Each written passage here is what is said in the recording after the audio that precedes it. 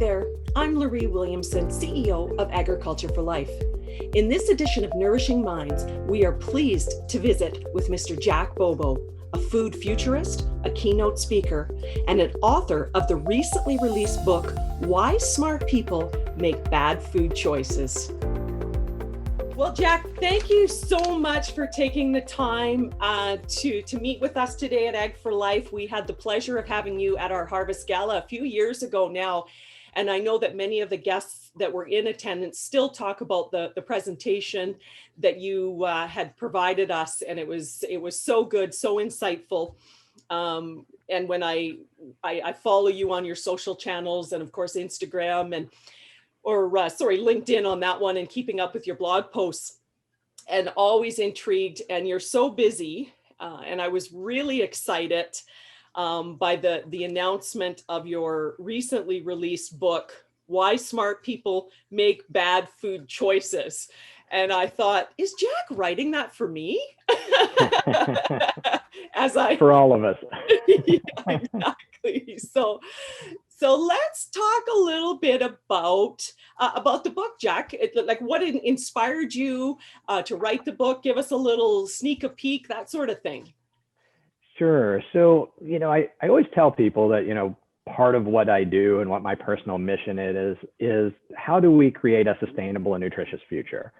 And in the talk that I did with you, a little while ago, it was mostly focused on the sustainable future. And the book is really on that nutritious future. And I've been thinking for a long time about the psychology of consumer behavior around food. Why is it that we choose the things that we do? And so over the last year, I was spending some time writing blog posts about that consumer food behavior and trying to understand, why do our brains sometimes lead us to make bad choices?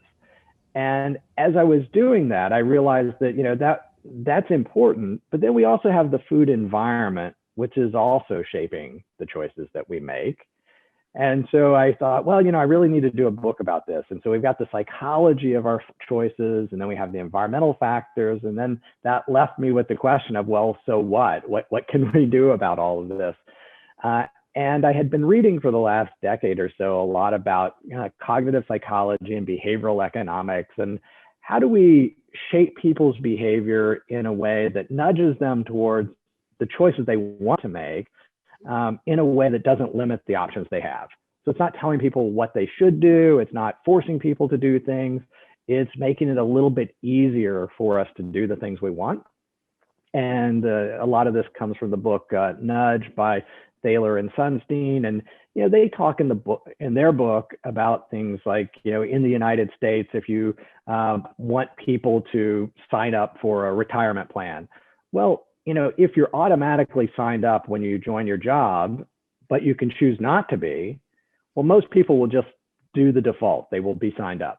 Mm-hmm. And, that's just a simple nudge. It doesn't take away the ability of anybody to opt out, but we know people tend not to do those things.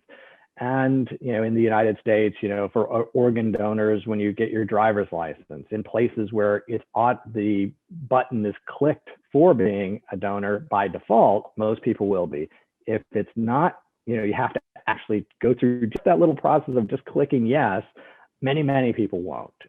And so my question was, well, can we use some of this knowledge to shape our food behavior?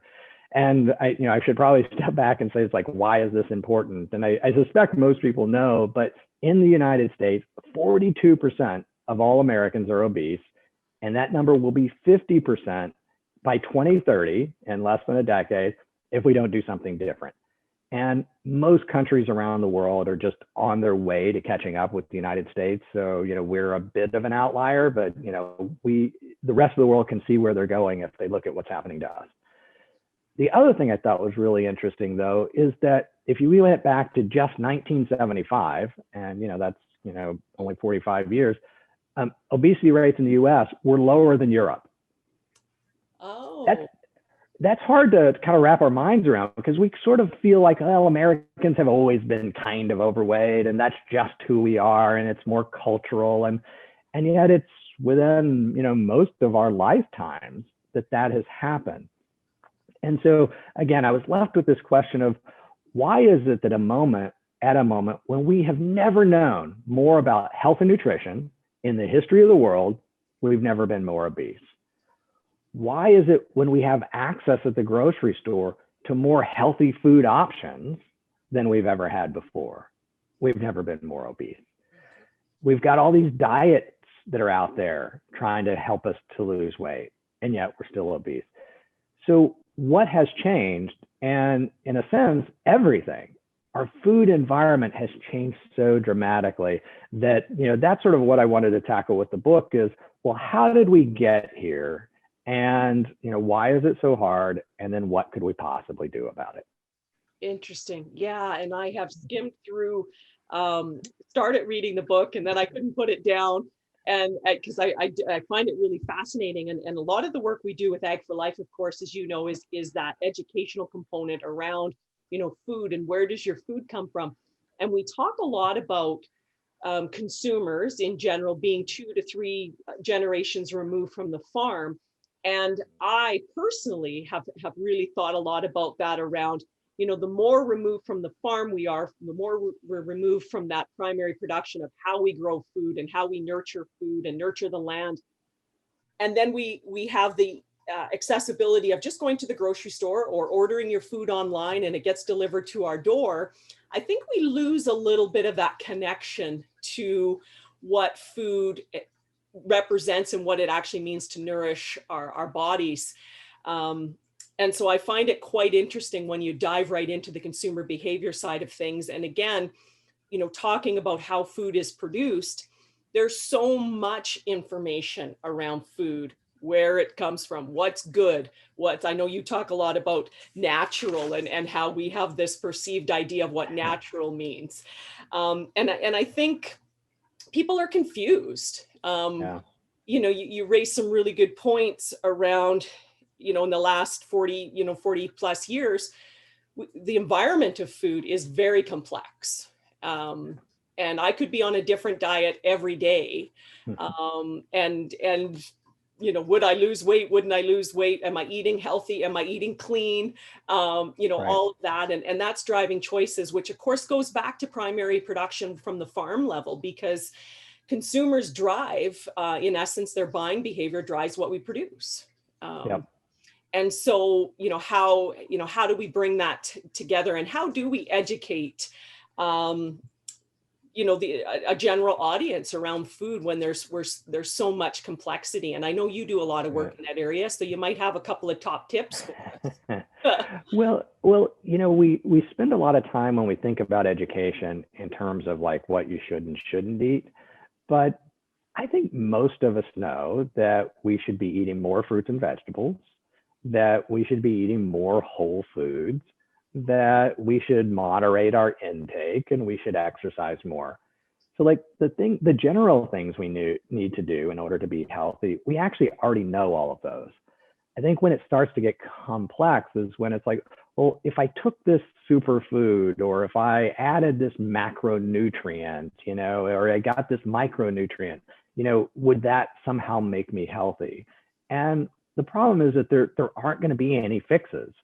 So it doesn't matter if you eat low fat, ice cream or something, because this gets back to the psychology that as soon as you put low fat on that ice cream, a couple of things happen. One is that many people just assume it won't taste as good, so they're just not going to enjoy it as much. The other thing is if they choose to still eat it, they may eat more than they would have because they don't expect it to be as filling. And it doesn't matter if it is actually as filling. If they don't expect it to, they'll eat more. And so you don't get the health benefit if you eat twice as much of something. Twice as much of a good thing is not a good thing. And so the book is sort of making the argument that what we really need education is, how is our environment leading us to make these bad choices? Because, I was talking to somebody last week, and, we were talking about, well, what would the future look like? And, I pose this question: when you think about the future in terms of nutrition, do you imagine a future in which we're all taking a pill so that we don't gain weight, or we take a pill to lose weight? Or is it a future in which your phone or your app is telling you when to eat things and when not to eat things, and you're not allowed to have that, or you're counting calories all the time? Is that the future we want? Or do we want a future in which we eat whatever we want and we lose 1 or 2 or 3 pounds a year? And that may seem impossible, but nobody knew anything about nutrition in 1960. Our parents and grandparents were using lard and tossing it in the griddle and cooking it up. And, we were eating, all of these we were eating offal, right? And all these things. And we weren't obese, right? So at a time when we were doing everything wrong, we were fine. And now that we know everything, it's not. And so I was agonizing over this just yesterday. I was looking at, there's these beautiful charts that show the American food basket back in 1970 and then today. And one of the things I thought was really interesting is that the number one vegetable in 1970 was potatoes. And we were eating something like 60 pounds or something. And today we're eating like 40 pounds. And so, you see all of this information about how it has a high glycemic index and you need to be eating less of it. And I'm thinking, well, the things we should be eating less of, beef and potatoes and all these things, we were eating less of when we weren't fat. So how is eating even less of something going to get us back to where we were? Now, I'm not saying that it doesn't have a high glycemic index and that, for diabetes control, I'm not saying any of that. But what I am saying is that there's a lot more going on than that sort of laser focus on the nutritional component. And so, there's some stories in the book. And, one of the things that, I think is impacting us are the supersized portions that you find in the United States and then more and more around the world. They're in Canada. Yeah. And it's hard to say no. And what's interesting, though, is that this idea of supersizing can all be traced back to the mad genius of one man back in the 1960s. And David Wallerstein was working for this movie theater chain, and he was responsible for trying to get people to eat more stuff at the concession stands, which is where they made their money then, just like today. And he could not convince people to go back for a second bag of popcorn. He offered 2-for-1 deals and all sorts of things, and they just wouldn't do it. And it finally struck him, what if people want the popcorn, but they're embarrassed to go back a second time? What if it's about, looking like you're gluttonous in front of your neighbors? And so that's when he offered the jumbo sized popcorn. And of course, sales took off, but also soda consumption at the concession stand, everything increased. And then he later went to work for McDonald's, where he had trouble convincing Ray Kroc, the founder of McDonald's Corporation, to offer a larger size, because Ray Kroc kept saying, well, if they want a second bag of fries, they'll just go get a second bag of fries, which that's not the psychology. That's not really how it works. And it wasn't until 1972 that he convinced him to give it a try, which really helped to launch the supersizing. But it still took decades to get to where we are today. What seems sort of obvious in retrospect was quite novel at the time. And it took a while to get to the super size or the double big gulps and half gallon or gallon size sodas. But again, things are complicated because we think who needs a gallon of soda? Probably nobody. But soda consumption's at a 30-year low. So again, we think, well, why would anybody need that? And they don't. But if soda's consumption's at a 30-year low and obesity is a 30-year high, why are we talking about soda taxes and other things? They might be a good idea, but they're not going to solve the problem because, we've already reduced our consumption. And so it's really trying to get at, more of a nuanced understanding. And it's not going to be like one fix. It doesn't help if you reduce your plate size in your home, if you, to a 9-inch plate, and then you go to a restaurant, it's a 12-inch, because your brain is still thinking, oh, this is what a plate should look like. And at home, it's going to feel too small. Your brain knows that it's not the same. But if you went to the restaurant and it was a 9-inch plate and you go home and it's 9-inch, now all of a sudden you're able to reset or recalibrate what our mind thinks of, as a normal serving size. And again, restaurants, they're not trying to make us fat by giving us lots of food. we go back to the restaurants that give us good, healthy portions, right? We see that as value for money if they give us a lot of food. Yes. But, if you eat 2 meals for the price of one, that is not good value. If you get 2 meals for the price of one and you take one home, that's a good deal. So, that's a lot of what the book is talking about. Well, I'm not trying to demonize the restaurants who are giving me what I want, but what if I went into the Cheesecake Factory, which offers these enormous sizes, and I said, I'd like my to-go bag before I eat. So now they give me half the portion in a bag. I never see the food. And if I want to open it up and eat some extra fries, I can, but I probably won't. And I'll still be able to eat the cheesecake at the end. And then I go home and I get a second meal tomorrow. And, that's a much better deal. And the problem, some people will say, well, I set aside half my food. I don't finish it. My thought is, well, more power to you. Not everybody can do that. But even people who leave set food aside may still eat 2 or 3 bites more than they needed.